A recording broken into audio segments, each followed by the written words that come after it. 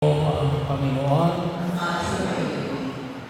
ang ipinahayag natin ay National Bible Sunday. Pagpaparangal sa nasusulat na salita ng Diyos. Pag sinabi natin nasusulat na salita ng Diyos o banal na kasulatan, yung salita ng Diyos ay hindi lamang yung Biblia. Para ho sa mga kapatid natin na hindi Katoliko, kapag sinabi yung salita ng Diyos, para sa kanila, Biblia lang yun. Sa atin, bilang mga Katoliko, pag sinabi natin yung salita ng Diyos, tatlo yun. Yung nasusulat ng salita ng Diyos, yung banal na tradisyon, katulad na rin bawa ng kapag sinabi natin banal na tradisyon, yung mga tradisyon na naging bahagi ng kasaysayan ng pananampalataya natin, katulad na rin bawa yung sanpalantating yung Biblia. Yung Biblia ay ang buo ng Biblia ay ang simbahan. Kaya yun ay hindi ang tawag natin, yun ay bahagi ng tradisyon natin. Ang simbahan ang nagbuo ng banal na kasulatan. O kung tawagin yung iba natin na kapatid na hindi Katoliko, salita ng Diyos. So, yun ay kung tawagin natin nanggaling sa atin sa banal na tradisyon. Marami pa ang iba. Pag pinag-usapan natin yung banal na tradisyon at kasama na rin dyan, tawagin natin na yung Papa election, yung kung paano ang pumili ng Santo Papa. Pero yun, sinabi natin salita ng Diyos, ito ay nagpapahayag na nasusulat na salita ng Diyos, yung banal na kasulatan, katulad ng binabasa natin, unang pagbasa, ikalawang pagbasa, San Juan Evangelio, at Ebanghelyo. Pangalawa ay yung banal na tradisyon. Pangatlo, yung tinatawag natin ang kapangyarihan ng simbahan na magturo. The teaching authority of the Church. At yun ay naging bahagi ng tinatawag natin mga dokumento, pronouncements of the Church na naging bahagi ng ating pagkilos. At tulad na lang halimbawa ng pitong sakramento, bahagi pala na kung saan yung nakikita natin. So ito tatlo ito, pag sinabi natin yung salita ng Diyos. Pero ngayon, yung linggo na ito, ay tumutukoy naman sa isang sa mga nabanggit na tatlo. Ang nasusulat na salita ng Diyos. Kaya mahalaga akong ipaliwanag sapagkat ang kalimitan na sinasabi, wala naman yan sa Biblia. Bahagi ho. Kasi pag hindi lamang nasusulat na salita ng Diyos, nagsasalita ang Diyos. Para sa atin,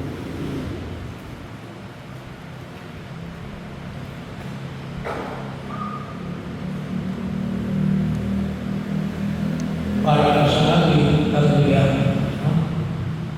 ang nasusulat na salita ng Diyos, ang kapangyarihan ng pagtuturo ng simbahan, at ang banal na tradisyon. Pero sabi nga, ang pagpili-nilay ng una natin na hindi yung nasusulat na salita ng Diyos. Sa Ebanghelyo yung ating ipinahayag, nakita natin na ito yung kaganapan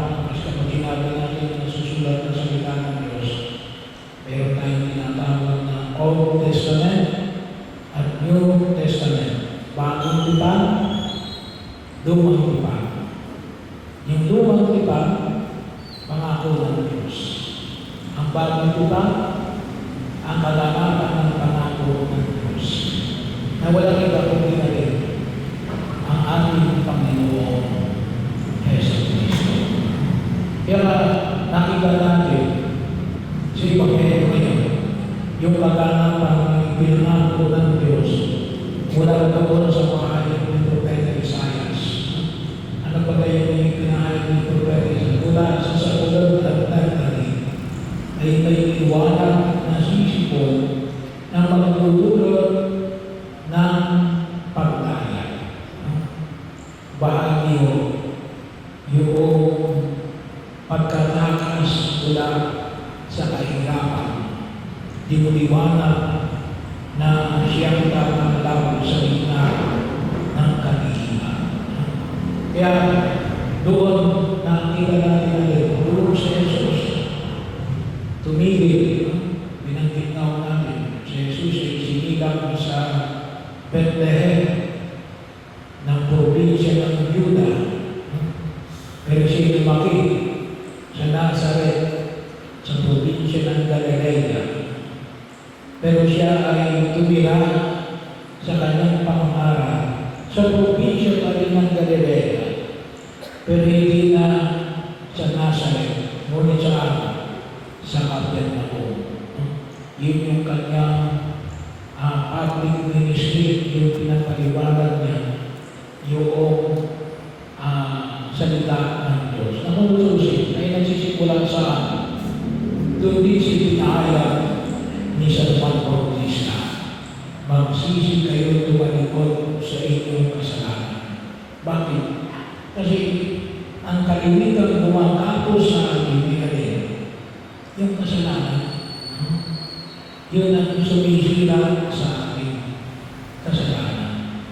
Yun ang nag-aalis ng dakilang biyaya ng pagdiligtas ng Diyos. Sabi ko, iyan ang sumira saan?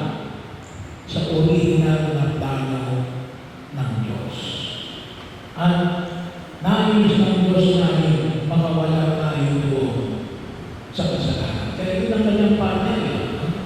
Magsisi at tumalikod sa kanyang mga kasalanan. At yung panaya ng Ibrahim, makita natin sa bawat ikalawa ng pagbabasa ng banal na kasulatan. Bahagi ko yun, kung kayo may Biblia. Hindi ko lang nabanggit nakarang linggo, nakarang sa pag kasi versa natin.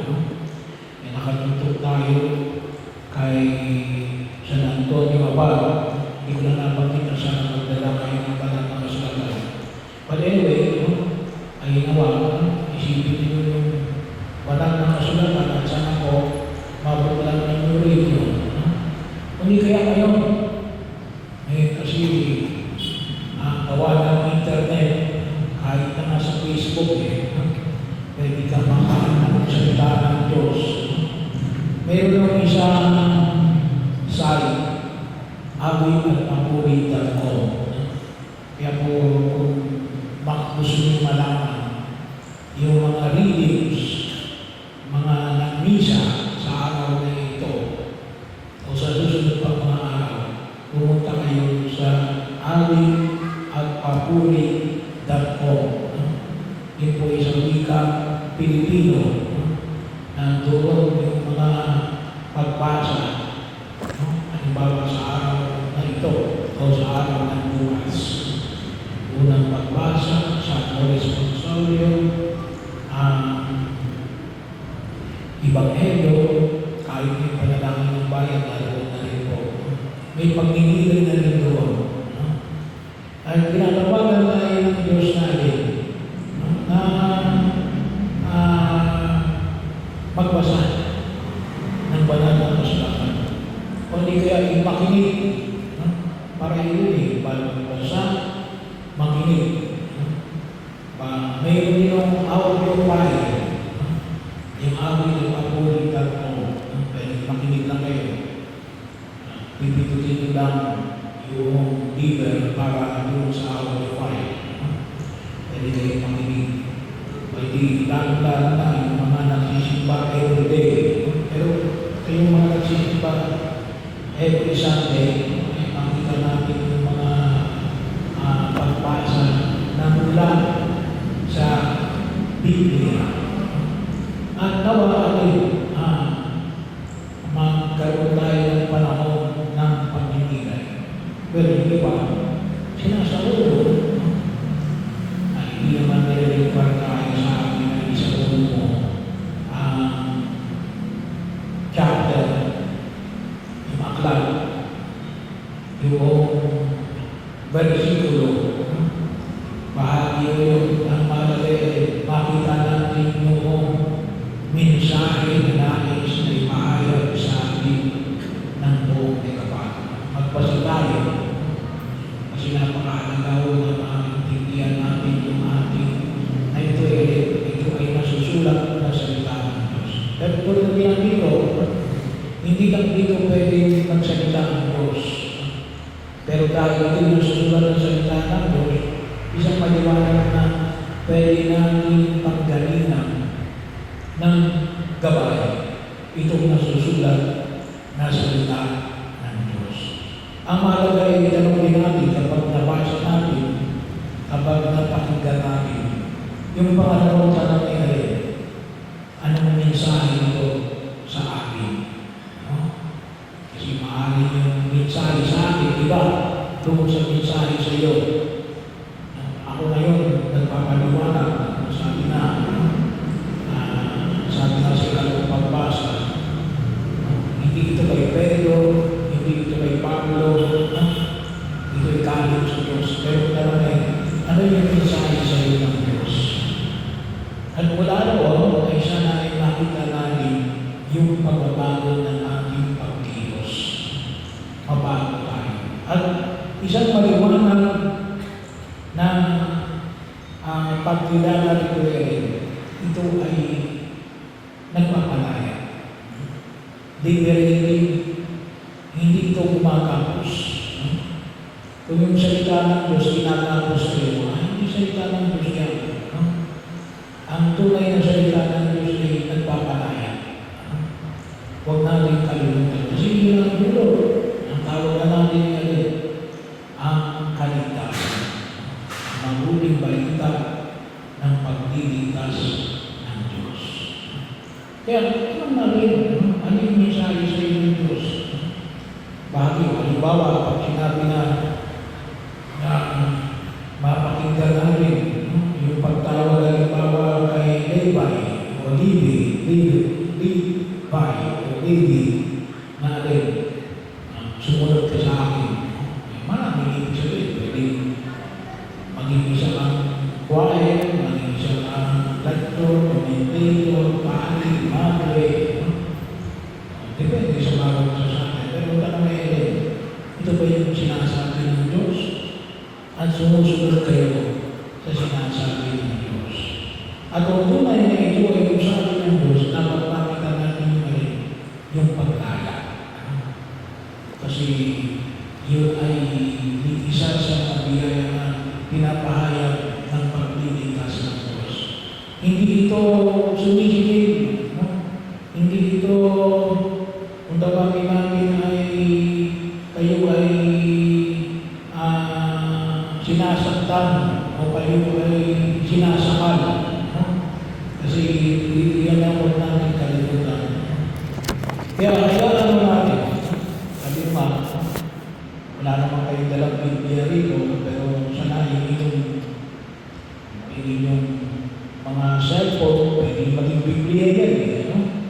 Magkaroon kayo ng application, kaya kung mayroon kayong internet, tulad binanggit ko, yung aming papuritan ko, pwede ninyo maging bahagi ninyong pagtugon. Kaya, hindi ko na tumayo kayo lahat. Isag-isip natin na may dala kayong Biblia ngayon. Haligulog natin sa Diyos. Sana po ay maging gabay ninyo sa inyong pag-ilis. Kahit na sa Facebook, pwede kayong mag-apply dyan ng sabi nga natin na kayo ipadalahan ng biblical passages every day. So, mga gamit, mga makabagong gamit na pwede natin makakinggan yung salita ng Diyos. Manalangin tayo. Magstay by tayo. Salita ang ipinaalam sa amin ang misteryo ng iyong pag-ibig. Pagpalain ang mga Biblia ito at kayong mga magbabasa nito upang palagi naman namin ito ikalat at basahin na may pananampalatayang debosyon. Naway makatagpo ng mga nagbabasa ng abanal na pahinan ito sa Jesucristo. Ang tunay ng salita ay magbago sila sa pagkanawa at nalanalan at mapalakas kung may sa buhay ang Ebanghelyo araw-araw. Buksan nawa ang inyong banal na Espiritu ang aming isip at puso ng sa aming pakikinig ng iyong salita ay isang palataya namin ang aming binabasa. Ituro ang aming sinasampalatayanan at isa buhay ang aming itinuturo. Iniinig namin ito sa pamagitan ni Kristo aming Panginoon.